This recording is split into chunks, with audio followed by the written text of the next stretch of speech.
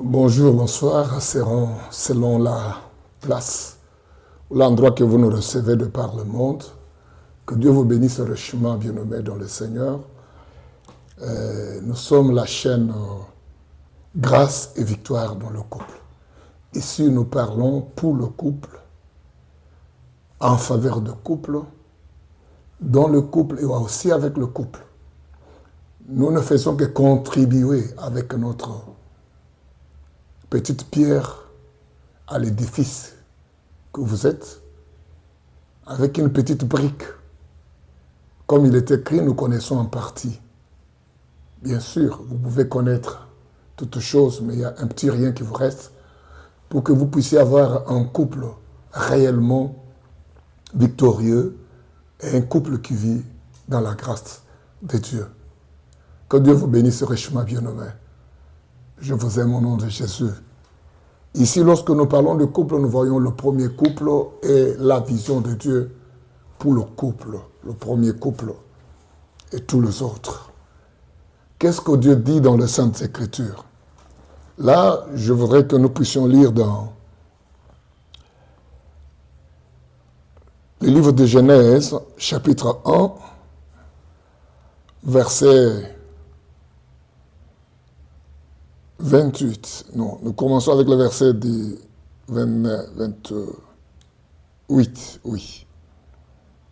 Nous commençons par le verset 26 plutôt.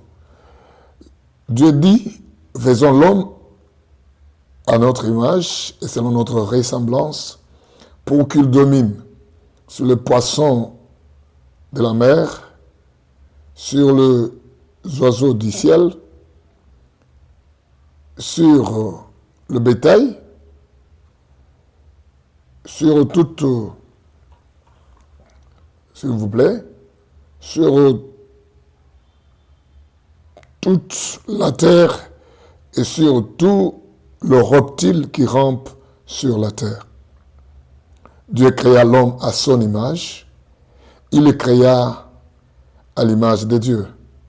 Homme et femme, il le créa. Le verset 28.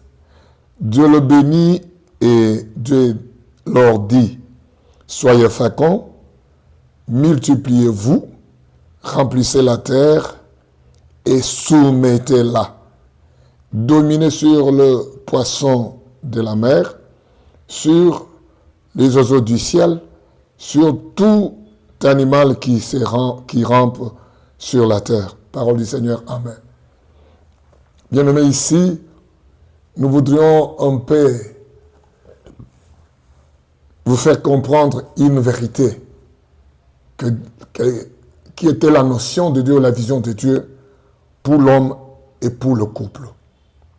D'abord, Dieu créa l'homme à son image, à sa ressemblance, avec la notion de la domination sur les oiseaux, les poissons de la mer ou sur toute la terre et consort.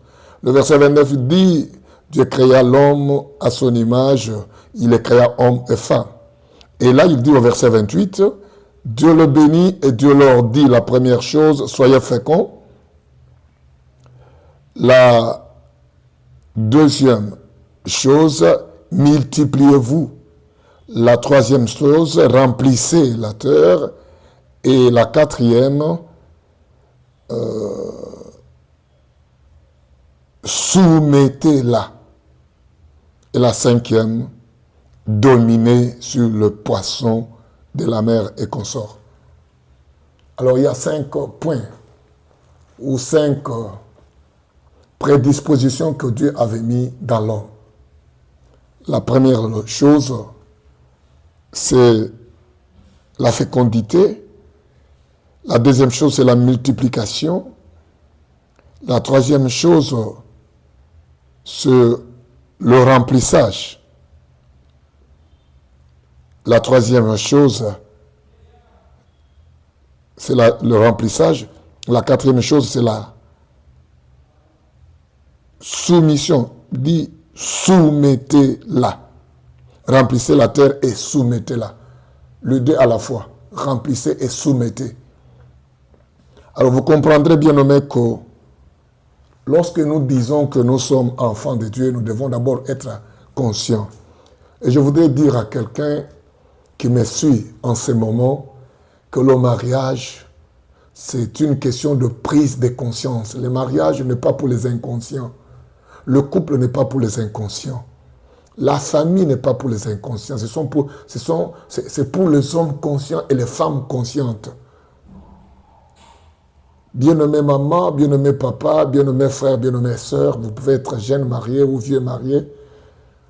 Je vous dis tout simplement qu'il faut avoir la conscience de ce que vous êtes en tant que conjoint, en tant que conjointe.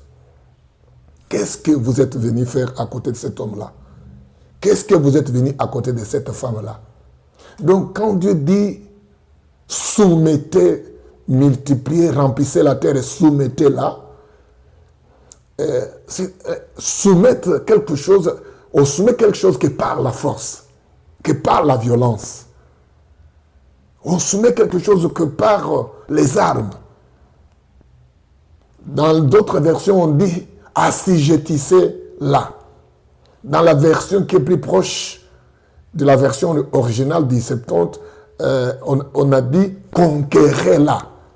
Donc, Dieu a mis dans l'homme la notion de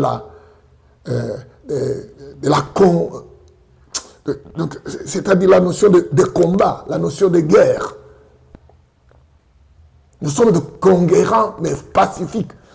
On n'est pas là en train de conquérir avec les armes naturelles ou les armes, le matériel de guerre moderne, des bombes et consorts.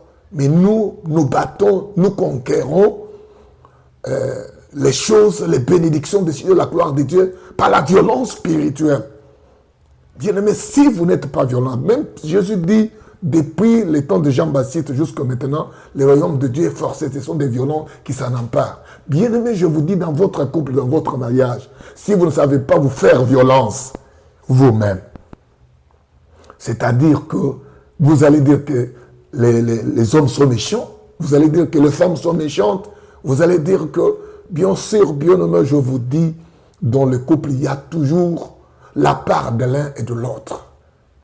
Si l'un ne joue pas sa part de partition, si l'autre joue seul, c'est-à-dire que ce mariage-là est appelé à disparaître, à se désintégrer. Ce couple-là est appelé à se désintégrer. Cette famille-là est appelée à se désintégrer. Il y a des choses que nous devons faire dans le couple. La première des choses, c'est chercher à prendre conscience, à savoir pourquoi je suis avec ce monsieur, pourquoi je suis avec cette dame. Pourquoi je suis avec ce garçon? Pourquoi je suis avec cette fille? Dans le mariage, je l'aime et je l'ai accepté. Pourquoi? C'est pour construire une vie ensemble. Est-ce que vous savez que votre mari là, a une éducation par rapport à la tienne? Elle a une éducation différente de la tienne. Ton mari là a un caractère différent du tien. Il a un comportement différent de tien. Il a aussi une manière différente de la tienne. De même, la femme que tu as là. Il a un caractère différent, une éducation différente, un comportement différent, une attitude différente, des qualités, des défauts différentes l'un et l'autre, ou l'une et l'autre. Alors, si vous voulez que la grâce de Dieu demeure dans le mariage, soyez des combattants et des combattantes. Quelqu'un qui se bat contre ses défauts. Quelqu'un qui se bat contre son caractère, sa nature, pour chercher à se gêner que de gêner son conjoint, gêner sa conjointe. Vous savez, bien-aimés, la bonne manière de rester dans le couple, c'est de savoir, c'est dominer, ou c'est gêner, au lieu de gêner son conjoint ou sa conjointe. Parce que là où il y a la division, Dieu n'y est plus. Là où il y a la dissension, Dieu n'y est plus. Et la grâce de Dieu ne peut pas exister là-bas. La première des choses, nous devons connaître que Dieu, en créant l'homme et la femme, il a mis la réflexe, ou le réflexe du combat, de la guerre. C'est ce que nous devons comprendre. Si tu n'es pas une femme combattante ou un homme combattant, pour combattre tes défauts, combattre tes erreurs, combattre tes mauvais comportements, ta mauvaise manière, chercher à attirer ta femme, à attirer ton homme, comprendre que nous ne pouvons pas nous en passer l'un l'autre si nous intégrons pas. Nous devons, donc la femme doit s'intégrer, le mari doit s'intégrer. C'est un peu ça. Si nous ne pouvons pas nous intégrer pour créer la cohésion ou la coalition ou l'union parfaite, c'est difficile. Parce que le mari a son comportement, son caractère, sa conduite, son éducation, son instruction, son niveau, et consort et consort. La femme aussi de même. Elle a son comportement, son caractère, tout ça, tout ça, tout ça. Bien aimé, la femme peut jouer à l'hypocrisie. Mais tôt ou tard, ça va ressortir. L'homme peut jouer à l'hypocrisie. Oh, moi, c'est comme ça, c'est comme ça, c'est comme ça. Mais à un certain moment, ça va rebondir. Mais ce qui est important dans le couple, d'abord, c'est la notion de combat, la notion de guerre. C'est-à-dire, tu dois te battre contre tes défauts. Tu dois te battre contre tes imperfections. Te battre. Pourquoi? Pour ne pas gêner ton conjoint. Pour ne pas gêner ta conjointe. Pour que c'est vrai que l'un ou l'une ou l'autre de vous ne se voit pas comme des gens, comme quelqu'un qui est pris en otage, ou qui est asphyxié, ou qui est traumatisé, ou qui est mis en prison, ou dans le cachot, mais qui se sente à l'aise en ta présence. Que le mari se sente à l'aise, que la femme se sente à l'aise. Et pour faire cela, il faut d'abord la prise de conscience. C'est pourquoi je vous interpelle, bien-aimés. Prenez conscience de votre mission à côté de ce mari-là, de votre mission à côté de cette femme-là. Prenez pourquoi Dieu vous a mis à côté de votre mari, pourquoi Dieu vous a mis à côté de votre femme, pourquoi Dieu vous a accordé cette grâce de vivre ensemble, de vous accorder, arriver jusqu'au mariage. Pourquoi Dieu vous a accordé cette grâce? Pourquoi Dieu a permis? La Bible dit, Dieu ne fait rien au hasard. S'il a permis, ne dites pas, oh, d'ailleurs j'avais commis une erreur, d'ailleurs si je savais. Non, dites pas ça. Comprenez qu'avec ses défauts, ses qualités, ce monsieur-là, Dieu a permis qu'il soit à tes côtés. Comprenez qu'avec ses défauts et ses qualités, cette femme-là, Dieu a permis qu'elle soit à tes côtés, qu'elle soit ta compagne, qu'il soit ton compagnon. De vie, parce que le mariage, c'est pour la vie. Alors, la grâce de Dieu ne peut demeurer que là où il y a la paix. Parce que là où il y a la paix, il y a Dieu. Là où il y a Dieu, il y a tout, rien ne manque. Parce que là où il y a la paix, la grâce viendra de soi. La victoire viendra de soi. Bien-aimé, Dieu a mis en nous la pensée, ou la prédisposition, ou le réflexe de la guerre. Si nous ne comprenons pas que nous devons faire des sacrifices, chaque femme doit faire des sacrifices pour se maintenir. Chaque homme doit faire des sacrifices pour se maintenir et pour maintenir son conjoint, sa conjointe. Si vous laissez seulement votre mari faire des sacrifices et vous ne le faites pas, vous dites que vous êtes parce que vous êtes parce que vous êtes. Un jour, vous allez regretter, ça sera trop tard. Si vous laissez seulement votre femme faire des sacrifices et vous ne le faites pas, vous dites que parce que, je ne vous en veux pas, mais je vous dis tôt ou tard, ça va rebondir. Et il peut faire semblant, au début là, vous avez un enfant, des enfants, quand il prendra de l'âge, il aura à comprendre d'autres réalités. Ton mari peut faire abstraction, semblant. À un certain moment, à un certain âge de mariage ou de couple, ça va rebondir et ça sera dangereux. Bien nommé, je pense, nous sommes que dans notre première vidéo. Mettez en commentaire des imperfections. Nous avons besoin de vos conseils. Nous avons besoin de votre pierre, des contributions ou des constructions pour que nous puissions avancer. Dieu nous a mis à cœur de parler sur le couple pour chercher à parler, à instruire, à aider, à affermir, à réconforter, à encourager et aussi à bénir pour que le couple puisse être à même de produire les bons produits qui peuvent aider la société. Nous avons une société corrompue. Nous avons une société pervertie plutôt.